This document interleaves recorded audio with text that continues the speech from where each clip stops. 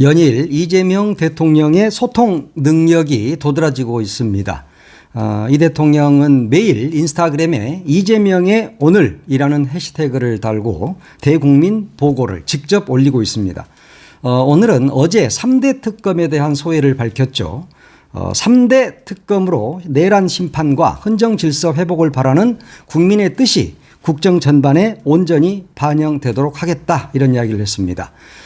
이 3대 특검 어제 하도 보도가 많이 나와서 여러분들이 다 잘 아시겠지만 각 분야마다 특검이 한 명씩 임명이 되고 파견 검사는 세계 특검을 보면 대개 한 120명 정도 됩니다. 그리고 특검을 보좌할 특검부 또 수사관, 공무원 이게 다 합하게 되면 577명의 수사팀이 꾸려지게 되는 겁니다. 박근혜 특검을 할 때 메머드 특검 그래서 105명이었는데 이걸 지금 훌쩍 넘기는 규모입니다. 후보자 추천 또 임명 이런 절차를 고려하면 약 빠르면 2주 늦으면 4주 정도의 시간이 소요될 것 같습니다. 이제 이런 3대 특검으로 대한민국을 온전한 나라로 돌려놔야 합니다. 내란은 어떤 과정을 통해서 왜 일으키게 됐는지를 분명히 밝혀야 할 것이고 김건희의 문제 한두 가지가 아니죠. 이런 것들이 모두 다 밝혀져야 됩니다. 그리고 최병 특검 이건 역시 마찬가지죠. 이제 어제 대통령이 재가를 했기 때문에 곧바로 가동이 될 것 같습니다. 그렇게 되면 또 진짜 대한민국이 만들어지는 겁니다. 이거 똑바로 잘 해야 할 것 같습니다. 지금 국민의힘에서는 굉장히 떨고 있죠. 이 특검에 대해서. 이미 특검이 시작이 되면 국민의힘은 괴멸할지도 모른다 하는 이야기가 국힘 내부에서도 나오고 있습니다. 특히 그 내란과 관련해서는 국민의힘이 연루가 돼 있을 가능성이 매우 높죠. 추경호 당시 원내대표 등을 비롯해서 당 지도부는 가담했을 가능성이 높습니다. 혹은 동조했을 가능성이 매우 높습니다. 그렇게 되면 국민의힘은 내란당이 되는 것이고 그 내란당은 홍준표 전 대구시장이 말했듯이 이제 해산 수순을 밟게 되겠죠. 국민의힘이 지금 굉장히 많이 떨고 있고 그래서 어디 지금 뭐 빠져나갈 구멍도 없습니다. 그래서 굉장히 힘든 상황인 것 같은데 김용태 비대위원장도 여기에 대해서 우려를 많이 하고 있는 것 같습니다. 그래서 뭐 내란에 대해서 옹호했던 이런 것들을 당론으로 다시 그러지 않는 쪽으로 바꿔야 한다 이런 이야기를 하고 있던데 기차는 이미 떠났다. 그런 이야기입니다. 그리고 어제 이 대통령은 시진핑 중국 국가주석과도 30분 정도 통화를 했습니다. 이제 트럼프와도 통화를 끝냈고 이시바 일본 총리와도 끝냈습니다. 이제 시진핑까지 통화를 모두 했어요. 그런데 거기에서도 매우 우호적인 이야기들을 많이 한 것 같습니다. 경제협력 이런 것들이 이야기가 많이 시진핑과도 논의가 됐다고 그럽니다. 그리고 한반도의 평화 정착을 위해서도 양국이 노력을 하자 이런 이야기를 했다고 합니다. 국민의힘에서 그런 이야기 했었죠. 왜 트럼프와 전화가 이렇게 늦느냐 뭐 이런 이야기를 했는데 그것은 이제 여러분들은 그냥 지켜만 보시면 된다.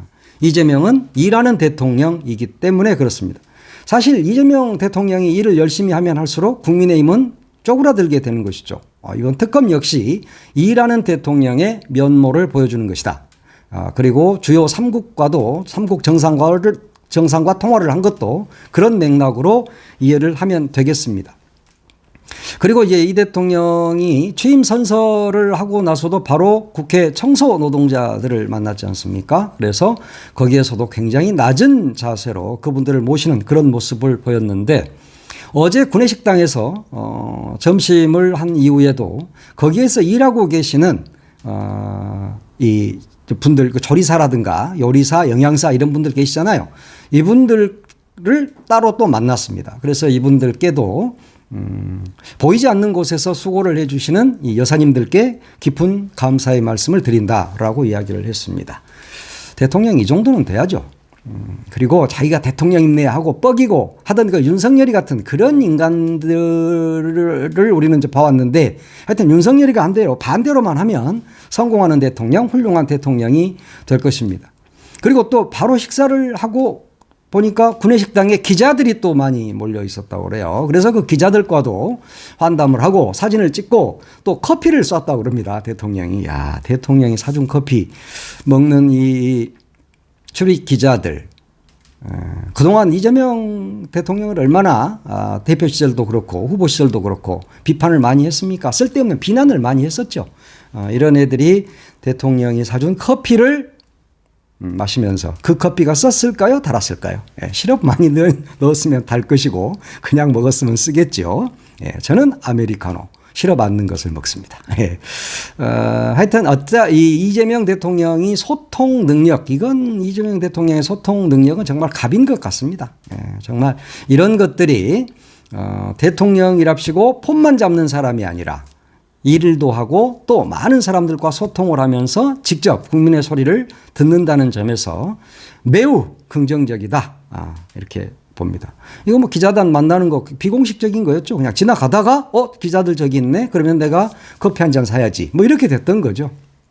한 20분 정도 기자들과 만났다고 그러는데 어제 영상을 보니까 기자들이 뭐 더 좋아하더라고요. 같이 사진 찍으려고 옆으로 가고 악수하고 명함 건네고 막 이래요.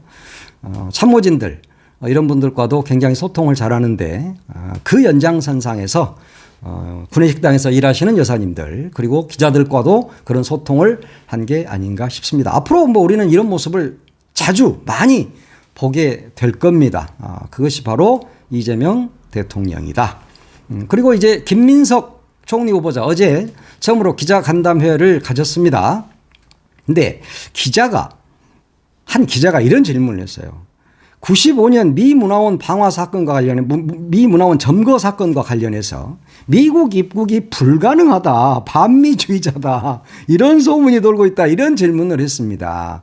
기자가 소문을 가지고 질문을 하면 되겠습니까? 정확한 팩트를 가지고 질문을 해야죠. 장난치는 것도 아니고 일국의 총리 내정자에게 이런 식으로 그런 이야기 있던데요. 이건 뭐예요? 이게 뭐 하자는 겁니까 지금? 김민석 후보자가 정말 웃을 수밖에 없는 일이었죠. 누가 진짜로 이런 질문을 했다면 조금은 저에 대해 조사를 했으면 좋았겠다라고 이야기를 했습니다. 말 그대로 어이없다. 제발 조사나 좀 하고 질문을 해라 이 자식아. 이런 이야기인 겁니다. 김민석 후보자는 미국 하버드에서 석사를 했어요. 그리고 로스쿨도 다녔고 그래서 미국 변호사 자격증까지 있는 사람입니다. 그런 사람이 뭐 미국 입국이 거절되고 반미주의자입니까? 반미주의자가 어떻게 미국 변호사증을 딸 수 있죠? 그리고 하버드에서 석사를 했다니까요. 이런 사람한테 대고 쓰잘데기 없는 질문들이나 하는 이 기자들 공부를 좀 하란 말이야. 나처럼 공부를 안 했으면 질문을 하지 마. 김민석 후보에 대해서 알고 물어봐야지. 그리고 85년 미 문화원 사건에 김민석 내정자가 거기 직접 들어갔습니까? 미문화 점거에? 안 들어갔어요. 그때 서울대 총학생장이었단 말이에요. 그리고 전학년인가? 뭐 거기 의장이었어요. 그래서 배후 조종자다. 뭐 이래서 지금, 뭐 그때 약간 고초를 겪었던 것으로 알고 있는데 85년 미 문화원 점거 사건은 5.18 광주 민주화 운동에 대해서 미국의 입장을 묻는 것이었고 그 사건으로 인해서 5.18 광주 민주화 운동이 전 세계에 알려지게 된 계기가 된 겁니다. 그때 당시 서울대 총학생장이었기 때문에 김민석 후보에게 당시에 배후 조종자다. 옛날에 저희 학교 다닐 때 그런 이야기 있습니다. 데모할 때 뒷줄에 서면 배후 조종자다. 뒷줄에 서 있으면 배후 조종자라고 그러고 뭐 그런 이야기들이 있어요. 그런데 그때 직접 점거에 나서지도 않았던 사람입니다. 그런데 뭐 미국이 왜 이 사람에 대해서 출국 정지를 하고 뭐 어쩌고 저쩌고 하는 것이죠? 그때 배후 조종했다고 징역 5년 6개월이나 실형을 받았어요. 물론 뭐 88년도에 사면 조치가 되긴 했습니다만 그런 것들은 좀 기자들이 알고 질문을 하면은 더 좋겠다. 좋은 질문들 많이 있지 않습니까? 우리가 김민석 후보자한테 듣고 싶은 이야기들이 있단 말이에요. 그런 질문들을 해야지 무슨 쓰잘데기 없는 질문들을 그렇게 합니까? 그리고 또 언론이 요즘 계속 문제인데 MBC가 요즘 민주당 원내대표 선출과 관련해서 거기에 지금 개입을 하고 있는 것 같습니다. 민주당 원내대표 선거가 이제 코앞으로 다가왔는데 이 원내대표 선출은 원래 국회의원들끼리 그냥 하는 거거든요. 그런데 이재명 당대표 시절에 권리당원들도 여기에 참여를 해야 된다. 이래서 권리당원들의 뜻도 반영하도록 그렇게 당규를 바꿨죠. 그래서 하고 있는데, 그러니까 어차피 이건 당내 행사입니다. 당내 선거예요. 그런데 MBC가 지금 여기에 개입을 하고 있죠. 김병기 의원 아들 건과 관련해서 김병기 의원의 아내가 국정원 채용과 관련해서 자꾸 떨어지니까 이거 뭐 청탁을 했다. 이런 류의 MBC 보도가 계속 있습니다.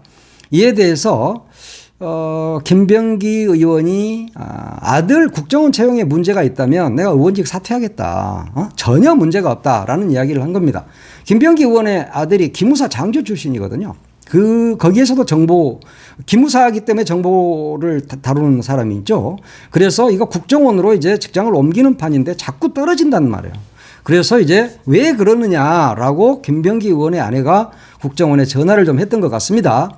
그게 2016년 일인데 그 건을 한 10년 가까이 지나서 MBC가 지금 민주당 원내대표에 출마한 김병기 의원에 대한 공격을 하고 있습니다. 그런데 결론적으로 이제 이게 사실은 아니죠. 기무사 장교였던 사람이 국정원 공채에서 자꾸 떨어지게 되니까 그것도 다 합격을 하고 마지막 신원조회에서 떨어지니까 어떻게 해서 기무사 장교가 신원조회에서 떨어질 수 있느냐, 그런 이야기를 했던 것이죠. 그런데 이제 MBC가 이걸로 계속 공격을 하고 있습니다. 그래서 그 MBC 기자가 김상훈 기자 그리고 김정우 기자인데, 이것은 내가 왜 이름을 밝히냐면 김병기 의원이 자신의 페이스북에다가 이 두 기자의 이름을 밝혔어요. 그래서 별 문제가 없죠. MBC 기자들에 대해서 법적 책임을 묻겠다, 이런 이야기도 했습니다. 물론 억측인데 이번 이재명 정부의 대통령실 홍보수석의 JTBC 보도부문 사장이 임명이 됐단 말이에요. 그러니까 MBC가 약간 좀 삐졌나? 뭐 이런 생각을 좀 하게 되고요. 또 한 가지는 왜 원내대표 선거를 코앞에 두고 이런 보도가 나왔을까? 무슨 공작이 작동을 하고 있나 하는 생각을 할 수밖에 없습니다. 지금 김병기 의원이 원내대표가 되는 걸 누가 가장 두려워하겠습니까? 국민의힘이 가장 두려워합니다. 왜냐? 국정원 인사처장 출신이거든요. 그리고 3선 의원입니다. 매우 뚝심 있는 사람이고 정보 분야에서 특화된 사람입니다. 군 생활도 정보 분야에서 했고 국정원 인사처장을 했기 때문에 그렇습니다. 그래서 국민의힘에서는 김병기 의원이 원내대표가 되는 것을 가장 두려워하죠. 그렇다면 MBC는 지금 국민의힘과 내통하고 있는가 하는 생각도 해봅니다. 그리고 김병기 의원은 이재명 대통령과 굉장히 잘 맞는 사람입니다. 코드가. 그래서 김병기 의원이 원내대표를 하게 되면 민주당이 너무 잘 될 것 같으니까 MBC가 나서서 회방을 놓고 있는 건 아닌가, 그런 생각도 들고, 하여튼 뭐 김병기 의원을 좀 무서워하는 것 같아. 국민의힘에서 굉장히 무서워하죠. 그러다 보니까 MBC가 지금 민주당 원내대표 선거에까지 개입을 하고 있다. 이럴 때 노무현 대통령은 이렇게 말했죠. 조선일보는 이번 민주당 대선 경선에서 손을 떼십시오. 뭐 이런 이야기를 한 적이 있는데 MBC도 손을 굳이 뗄 것까지야 있겠습니까? 계속 하십시오. 그런데 계속 하면 할수록 김병기 의원의 인기가 더 올라가지 않을까. 오히려 MBC가 지금 김병기 의원을 원내대표 만들려고 이러는 게 아닌가 싶기도 해요. 서영구 의원이 좀 서운할 것 같습니다. 예, 그렇습니다. 국민 인사 추천제. 이게 지금 다양한 반응들이 이어지고 있습니다. 영화 감독 봉준호 감독, 또 그리고 아이유 뭐 이런 사람을 문체부 장관에 시켜야 된다, 뭐 이런 이야기도 있고, 또 김어준이를 방통위원장 시켜야 되는 거 아니야, 뭐 이런 이야기도 있고, 별별 이야기가 다 있습니다. 법무부 장관에는 박은정 의원을 시켜라, 뭐 검찰총장은 임은정 검사를 시켜야 된다, 또 뭐 공수처장은 최강욱 의원을 시켜라, 뭐 별별 이야기가 다 있는데 제 이름은 안 나오더라고요. 저는 할 데가 없습니다. 예, 어떤 선배가 아니지, 우리 이제 방송 선배 이인배 본부장이라고 계셔. 그분이 갑자기 문자가 와서 나는 추천하지 마소 그러더라고요. 예, 형님 추천 안 했습니다. 예. 그리고 뭐 고용부 장관에는 권영국 후보, 민노당 후보였죠. 이분을 뭐 추천한다. 또 국방부 장관에는 김종대 전 의원을 추천한다. 별별 이야기가 다 있습니다. 김경수를 뭐 행안부 장관으로 뭐 이런 이야기도 있고. 심지어 이준석이를 여가부 장관 시키고 윤석열이를 다시 돌려놔라, 뭐 이런 재미있는 풍자성 댓글도 많이 이어지고 있습니다. 그게 어떻게 보면 국민들이 재밌잖아요. 효능감이죠. 이런 것들이. 그래서 꼭 뭐 이 아이유가 문체부 장관이 되기를 바란다. 뭐 이거보다도 아이유도 있다. 뭐 이런 이야기. BTS도 있다. 이런 이야기들 많이 하고 있는 것 같습니다. 근데 봉준호 감독 카드는 괜찮은 것 같아요. 예. 저도 그렇게 생각을 합니다. 그리고 제 주위의 분들 중에 본인이 본인을 추천한 사람도 있더라고요. 본인이 자기를 어느 장관에 막 추천하고 그래. 야, 뭐 별별 일들이 다 있습니다. 예. 자천도 괜찮죠. 추천이라는 것은 자천 타천이니까 아주 좋은데 너무 장난스럽게 이렇게 접근할 일은 아닌데 그런 것 같습니다. 그렇지만 이렇게 정치도 행정도 즐겁게 하면 되지 않습니까? 모든 것은 대통령실에서 인사혁신처에서 검증을 거쳐서 이재명 대통령이 임명을 하게 될 거니까 우리 뜻은 이래요 라고 이야기할 수 있는 거죠. 법무부 장관 박은정 시킵시다 뭐 이런 이야기도 괜찮은 거 아닙니까? 예, 그런 이야기들 요즘 좀 즐거워지는 것 같습니다. 매사가. 그래서 내 손으로 직접 추천을 한다. 그런다면 나는 이런 사람을 추천하겠다. 라는 이런 거. 아주 즐겁게 우리가 정치를 보고 있는 것 같습니다. 이것이 바로 이재명 시대, 이재명 정부의 장점이자 이재명 정부가 추구하는 점이라고 할 수 있겠습니다. 국민 모두와 함께하는 이재명 정부, 국민 주권 정부라고 할 수 있겠습니다.